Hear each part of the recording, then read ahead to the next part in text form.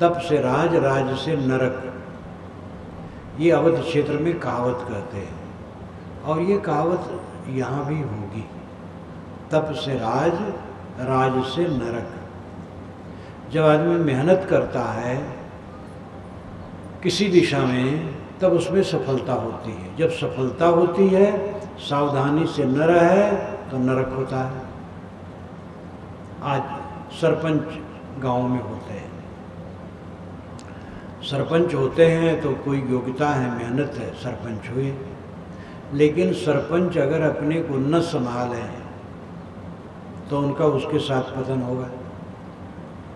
Public का पैसा आएगा और गलत तरीके का उपयोग होगा, उसका पाप उनको लगेगा। त्याग से रहें, गलत उपयोग न हो, सब सेवा में लगे तो उनकी सेवा बनेगी। लेकिन बहुत कठिन काम है वहाँ रह करके करना। कोई भी ऐश्वर्य मिलता है वहाँ हमें और कठिनाई बढ़ती है, सरल नहीं है।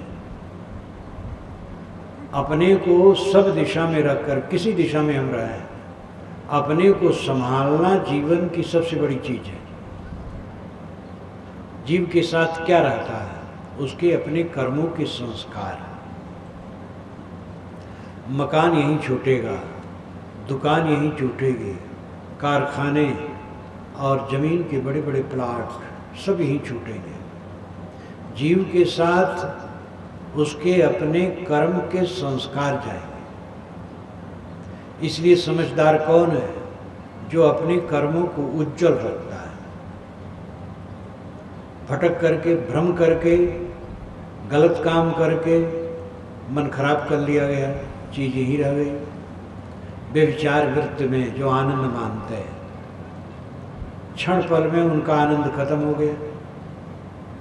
अब जो संस्कार उसका है हरदम दिमाग पर चढ़ा है। चोरी किया, चोरी का माल आया, खा पी के खत्म। लेकिन चौरत्व संस्कार चित्त में चढ़ा रहेगा और उसके मन में पीड़ा होगी। घटनाएं आके बीत जाती हैं और घटनाओं में जो उपलब्धियां होती हैं वो भी खत्म हो जाती हैं, लेकिन संस्कार रहते, अच्छे या बुरे। किसी दिन आप किसी से कट व्यवहार किए हों या किसी का हक मारे हों, किसी को तकलीफ दिए हों, तो आपके मन में कचोट बराबर रहेगी और कई दिनों तक रहेगी, महीनों वर्षों रह सकते हैं। कर्म जितना गहरा होगा, संस्कार उतना दूरगामी होता है। लेकिन किसी दिन आप किसी भूखे को भोजन कराएं, किसी पवित्र आत्मा की सेवा किए, किसी अभावग्रस्त की रक्षा किए हैं, मधुर बर्ताव किए हैं, तो उसका आनंद आपके चित्त में गुदगुदी लाएगा। चीज़ें किसी के साथ नहीं रहती हैं, चीज़ें सब खत्म हो जाती हैं, लेकिन किए हुए कर्म संस्कार हमारे साथ रहते हैं।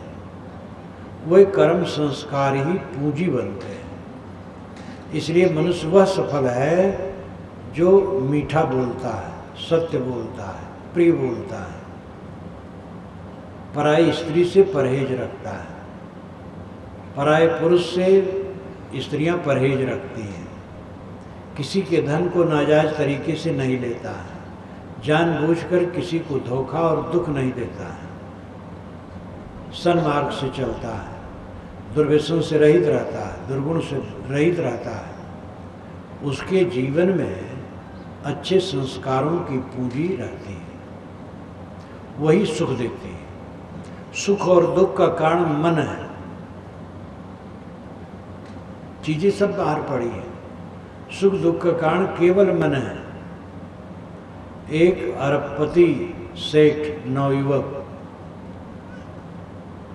भोजन में बैठा है, अपना नन्हा बच्चा गोद में लिए उसको भी पुचकार रहा है।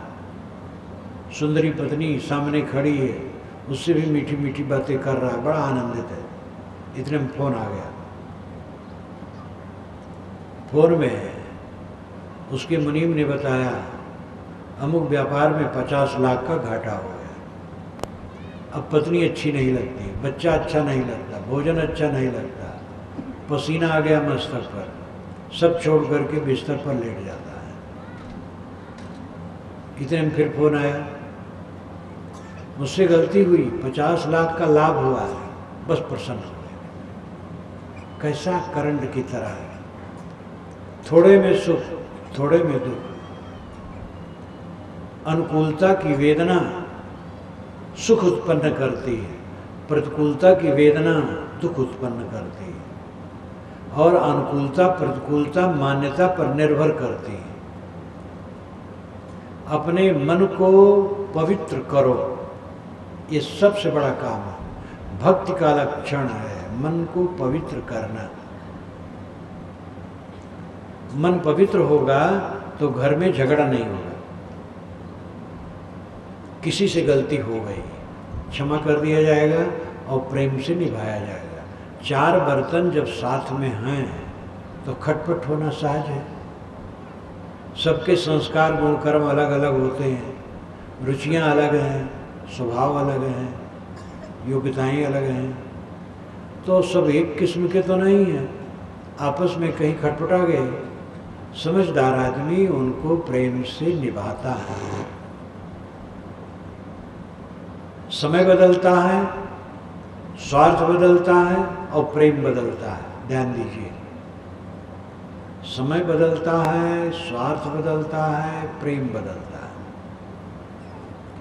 बच्चे का स्वार्थ है माँ का दूध पीना, तो चिपका रहता है। बड़ा हो गया, दूध पीने का स्वार्थ खत्म हो गया, समय बदल गया, अब प्रेम बदल गया। अब माँ से चिपका नहीं रहता, खेलता है, आगे पढ़ता है। पढ़ने के बाद कई लड़के डिग्रियां बटोरते हैं, धन कमाते हैं, विवाह करते हैं, पत्नी आ गई, समय बदल गया, अब उसका स्वार्थ बदल गया, पत्नी से जुड़ गया। अब माता से वैसे कैसे रहेगा? समय बदला, स्वार्थ बदला, प्रेम बदला। रात में उसकी पत्नी उसके कान में तेल डालती है, तुम्हारे पिता ऐसे, तुम्हारे भाई वैसे, तुम्हारी अमुक वैसी, बहन ऐसी। उसके मन में विकार उत्पन्न होता है, माँ बाप से बोलना कम कर देता है। समय बदल गया है, स्वार्थ बदल गया है, प्रेम बदल गया है। इस प्रवाह को कोई रोक नहीं सकता है। उसे समझदारी रखना चाहिए, पत्नी को समझाए और मेल मिलाप की भावना रखे। कई जगह नवयुवक अपनी माँ और पत्नी के बीच में पिसते हैं। अगर माँ को समझावे तो माँ समझती है ये तो अपनी पत्नी खो गया, और पत्नी को समझावे तो समझती है मैं तो बाहर से आई हूँ, ये माँ और पूत एक साथ हैं, मैं ही बेकार हूँ।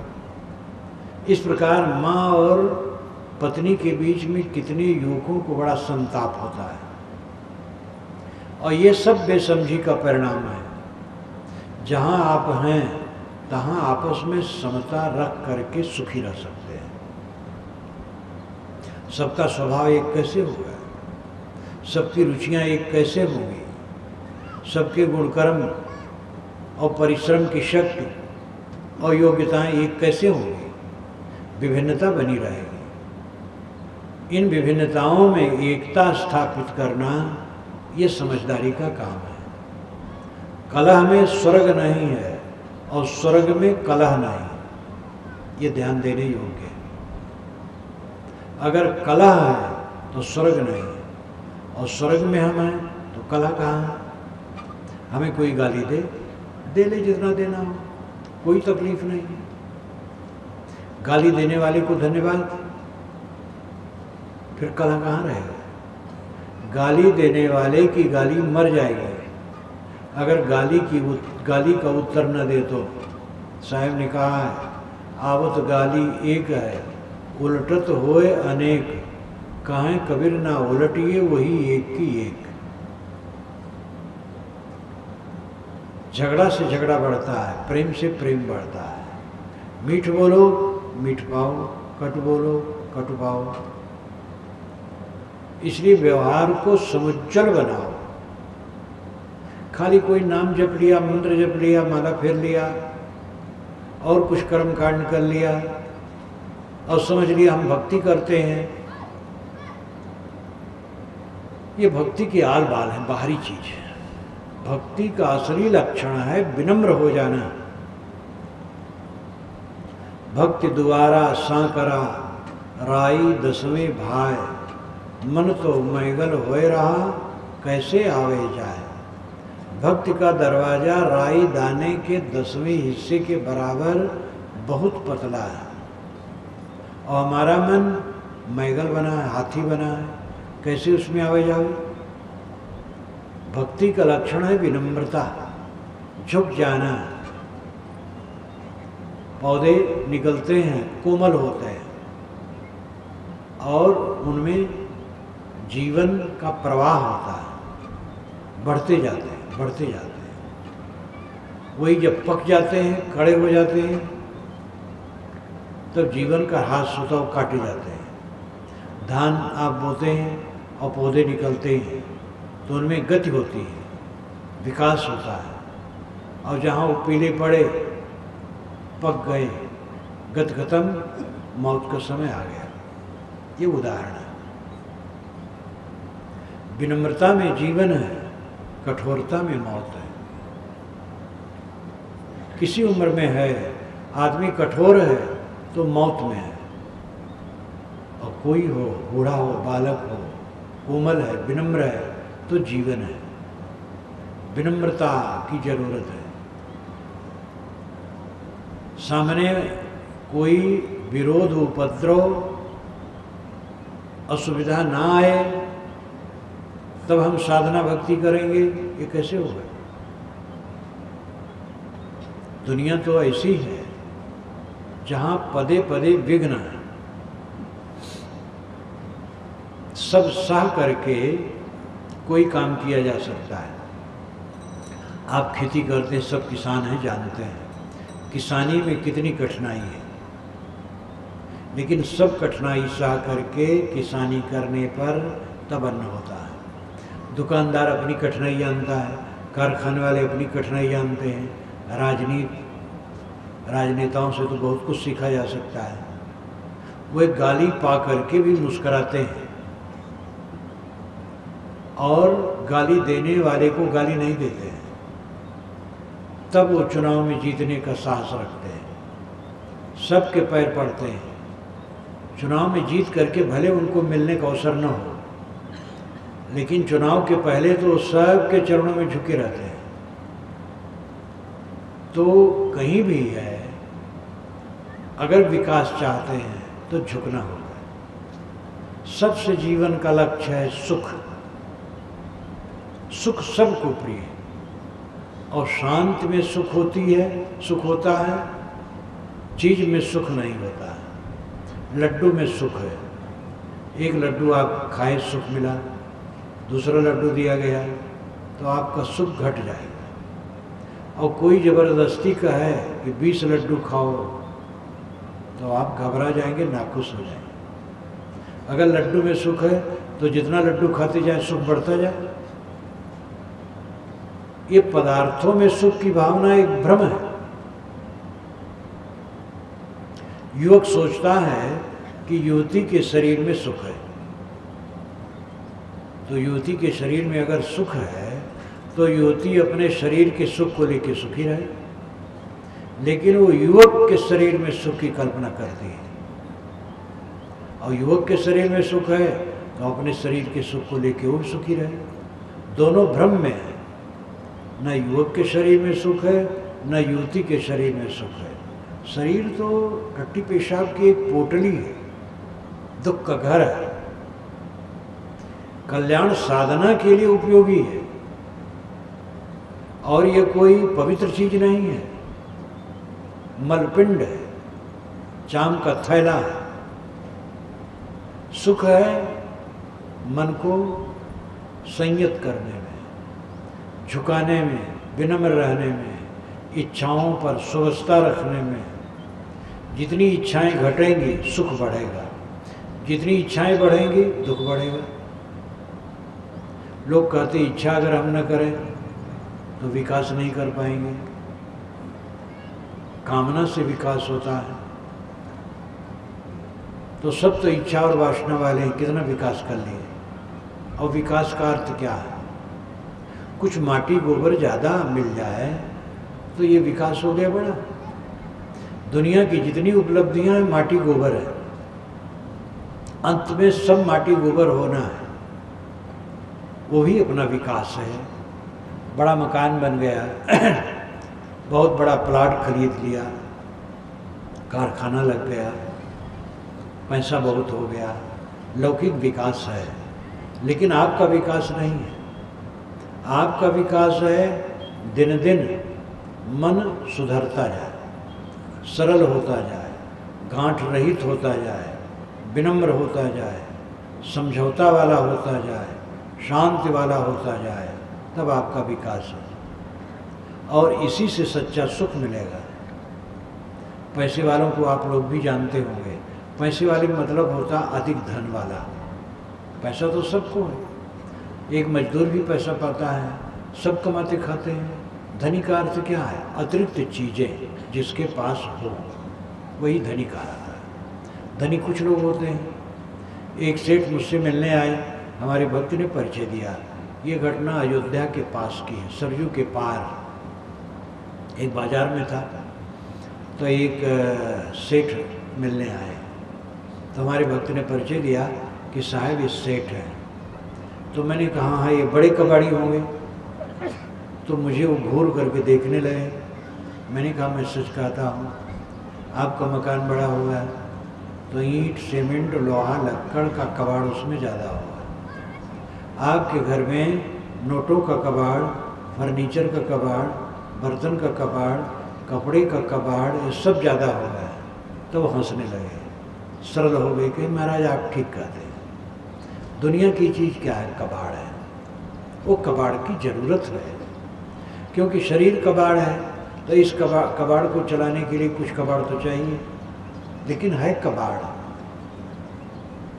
धनी वह है जिसका मन निर्मल है, जिसके मन में हर समय प्रसन्नता रहती है, चाहे जो हो जाए। कोई मिले बिछड़े, सम्मान मिले अपमान मिले, घाटा हो मुनाफा हो, चाहे जो स्थित हो, सब समय जो प्रसन्न रहता है वो धनी है, वो सफल है। दुनिया को रोक करके आप जी नहीं सकते। जितनी जो चीज़ें हैं सब बनी रहे, जितने मित्र हैं उनका सबका प्रेम आपके लिए बना रहे, सब कुछ वैसे वैसे रहे। कहाँ रहेगा? आप अपने बच्चों को प्यार देते हैं, समय से डांटते हैं, शासन करते हैं। कुछ दिन के बाद ध्यान दीजिएगा, आप अपने बच्चों को डरेंगे, ज़्यादा बात नहीं करेंगे, और कहीं बात करेंगे तो बच्चा कह भी देगा आप नहीं समझ पाते हैं। ये समय बदलेगा, इसको कौन रोक सकता है? हर क्षण हर वस्तुएं बदलती हैं, मन बदलता है, चीज़ें बदलती हैं, इसलिए दशा वैसी ही नहीं रह जाती है। जो सब समय आत्मसंतुष्ट रह सके वही समझदार है। इस समय तो मुझे ज़्यादा उदाहरण अटल जी का आता रहता है। अटल जी 10 वर्ष पूर्व भारत के प्रधानमंत्री थे, और अटल जी किसी पार्टी में रहे, सब पार्टियों के लोगों को प्यारे, तो उनका स्वभाव ऐसा था। प्रधानमंत्री थे, उनकी कलम से खरबों खरबों रुपए कवारा न्यारा होता था योजनाओं में। आज वे वर्षों से विस्मृत में पड़े हैं। अभी एक मंत्री आए थे मिलने मुझे, तो उन्होंने बताया कि साहब उनसे जब मिलता हूँ तो ताकते रहते हैं, बस पहचान नहीं पाते, बात नहीं कर पाते।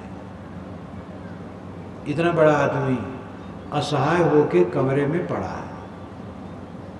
3 बातें अंत में सबको आना है, अकेलापन, अकिंचनता और असमर्थता। जब बीमार हो के वृद्ध हो के खाट पर पड़ेंगे, जर्जर, अकेला रहेंगे, कमरे में अकेले पड़े और असमर्थ रहें, कोई सहारा मिले तो उठे बैठे, और अकिंचन रहेंगे, दरिद्र। अरबों रुपए की संपत्ति पड़ी है, लेकिन आपके पास रहेगा दवाई पानी बस। ये सबको आना है, कोई बचेगा नहीं, सम्राट भी।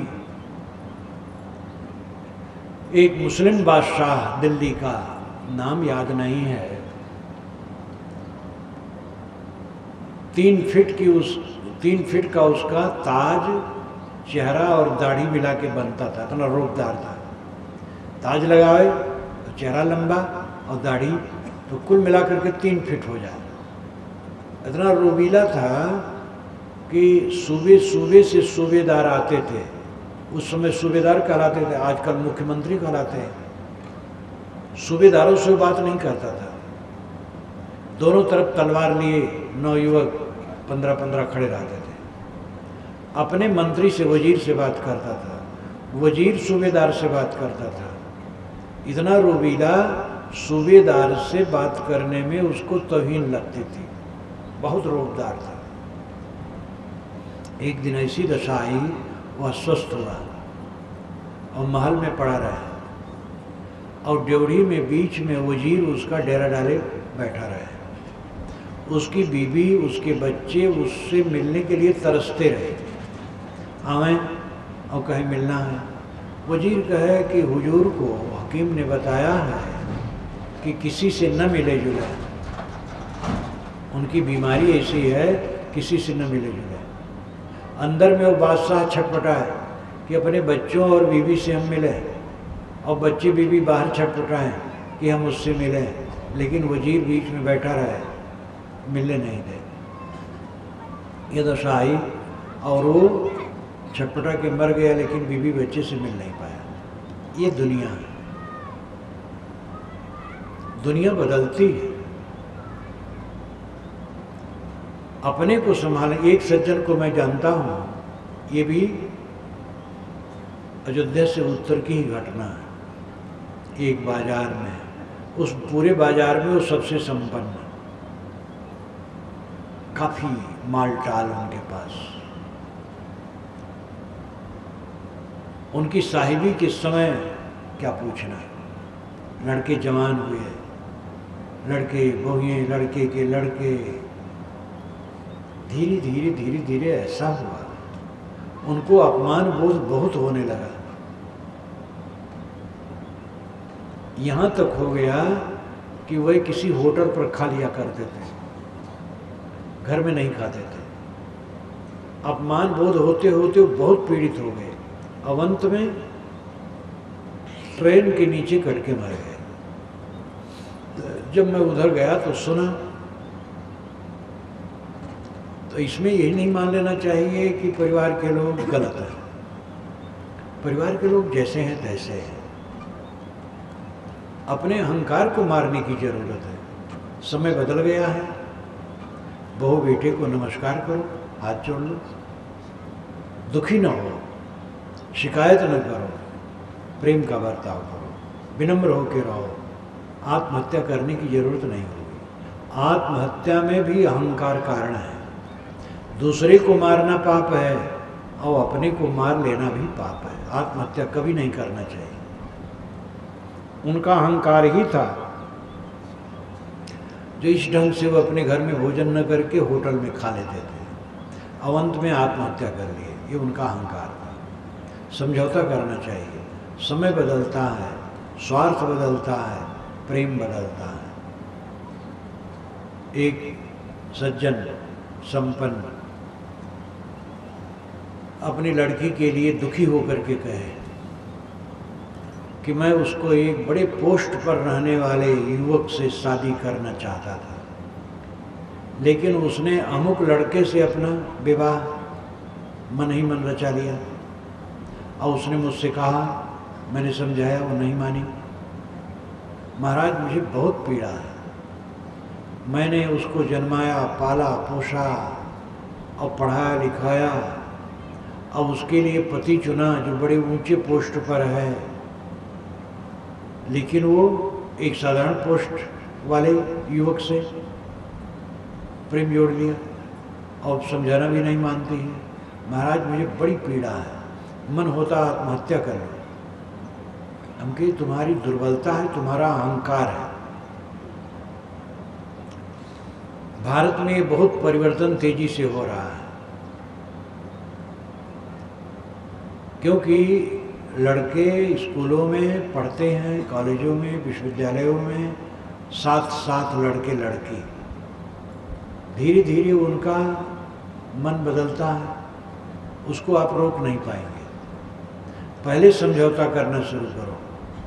चीन इत्यादि देश यहीं पास में लगा है, चीन देश भारत के उत्तर, वहाँ पर माँ बाप कह देते हैं लड़के लड़की से कि बेटा तुम लोग अपना चुनाव कर लो। लड़का किसी लड़की को चुन लेता है और लड़की किसी लड़के को चुन लेती है, माँ बाप से कह लेते हैं, हो गया, कोई झंझट नहीं। हमारे यहाँ का बंधन जटिल था और अच्छा था, लेकिन वो टूट रहा है, उसको कोई रोक नहीं पाएगा। शिक्षा बढ़ी है, आर्थिक विकास बढ़ा है, सहशिक्षा और सहकर्म बढ़े हैं, नौजवान लड़के और लड़की विद्यालय में पढ़ रहे हैं, ऑफिस में काम कर रहे हैं, कारखाने में काम कर रहे हैं, हर जगह दुकान पर काम कर रहे हैं। आजकल तो लड़कियां, इसी छत्तीसगढ़ में मैं पूछता हूँ लड़कियों से क्या बनना चाहती हूँ, नर्स बनना चाहती हूँ, इंजीनियर बनना चाहती हूँ, सब कहती हैं। माँ बाप भी खुश हैं कि यहाँ हो और होते हैं। अब जो अपने को संभाल पाए ठीक है, न संभाल पाए गया, क्योंकि संबंध में मनोविकार उठना स्वाभाविक है और उसमें जो विवेकी है संभाल के रखता है। ये स्वयं विवेक पर निर्भर करता है। आप अपने बच्चों को भक्ति के संस्कार डालिए। आप लोगों में ये बड़ी कमी है कि बच्चे आप पढ़ाते हैं तो घर में भक्ति के संस्कार नहीं डालते हैं। बच्चे पढ़ रहे हैं, कोर्स की पुस्तकों से फुर्सत नहीं है। अरे कोर्स की पुस्तकों में हरदम रहते हैं, टीवी देखते हैं, अखबार पढ़ते हैं, बकवास करते हैं, खेलते हैं, तो 10-15 मिनट से ही उनसे ज्ञान का ग्रंथ पढ़वाओ और सुनो, कुछ बताओ। धीरे धीरे भक्ति के संस्कार बच्चों में डालेंगे और ज्ञान विवेक के, तो वो बहुत रक्षक होगा। लेकिन ये काम कुछ भक्त कर पाते हैं। एक भक्त का एक ही लड़का और संपन्न आदमी, लड़के से मैंने कहा कबीर साहिब वाणी कुछ पढ़ते हो? वो तो चुप ही रहा। पिता ने कहा साहब इसको कोर्स की पुस्तकों से छुट्टी नहीं है। तो मैंने कहा ये बकवास नहीं करता है, टीवी नहीं देखता है, गली गली नहीं घूमता है, 10 मिनट अगर ज्ञान की पुस्तक पढ़ेगा तो नुकसान हो जाएगा। तो सूझ की कमी है। अपने बच्चों में नैतिकता, सदाचार, भक्ति के बीज बो, उनको संभालने की भरसक चेष्टा करो।